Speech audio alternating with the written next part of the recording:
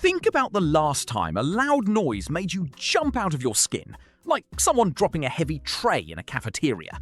That's your acoustic startle response. In 1969, researchers at Walter Reed wired heart monitors to combat vets, hid speakers, and played recorded mortar fire. The first blast spiked every pulse in the room, an average jump of 22 beats per minute. By the 11th blast, roughly half the men showed a heart rate change indistinguishable from background noise. Their hearts had literally stopped asking the question. But for 99.9% of human history, a threat showed up once. You ran, fought, or died. The body reset. It didn't have a playlist of the same danger, looping every 6 minutes for 3 years. So what happens to a nervous system built for single threats when the threats never stop coming?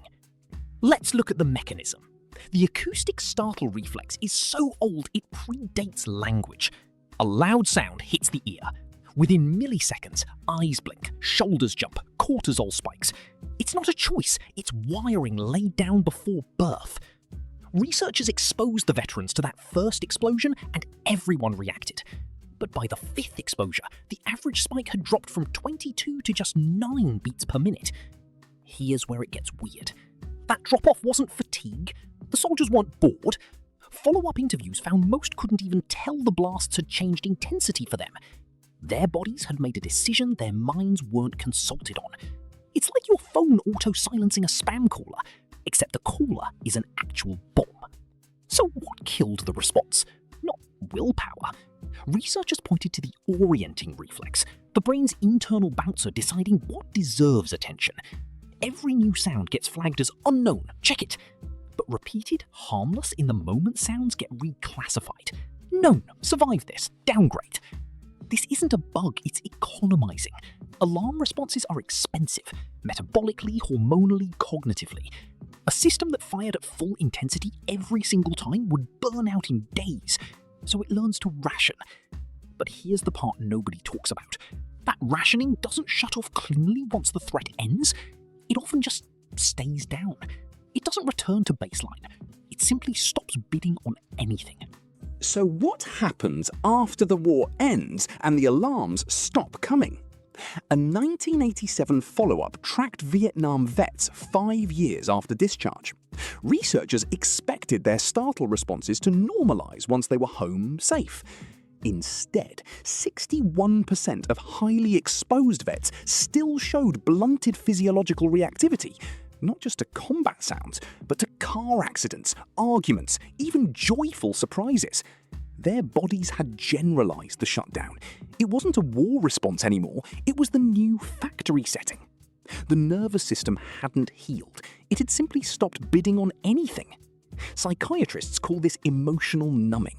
It's not sadness or apathy, it's a measurable drop in autonomic responsiveness, visible on the same equipment used to track heart attacks.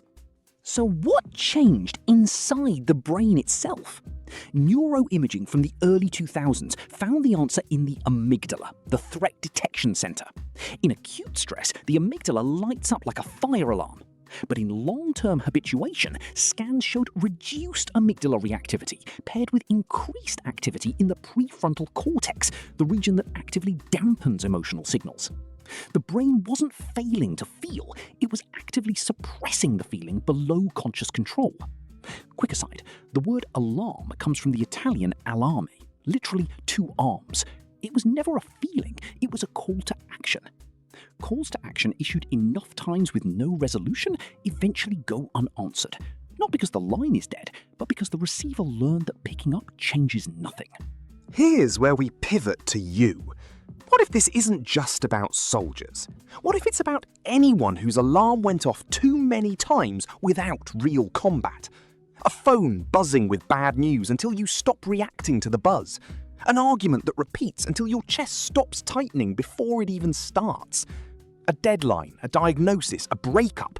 None come with mortar fire, but your body doesn't grade threats on volume. It grades them on repetition. If you've noticed you don't cry at things that should make you cry, that's not a personality trait. That's a nervous system running the same accounting those soldiers' bodies ran in 1969.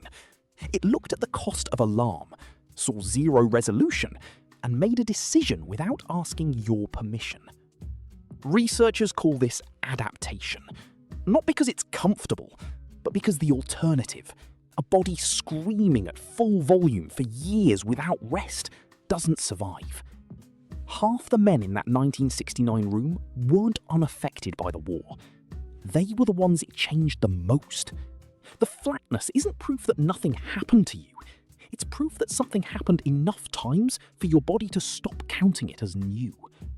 Your heart didn't break. It just ran out of ways to keep telling you so.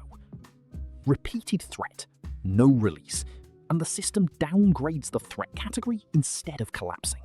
It's not weakness, it's adaptation working exactly as designed, even when the design breaks our hearts.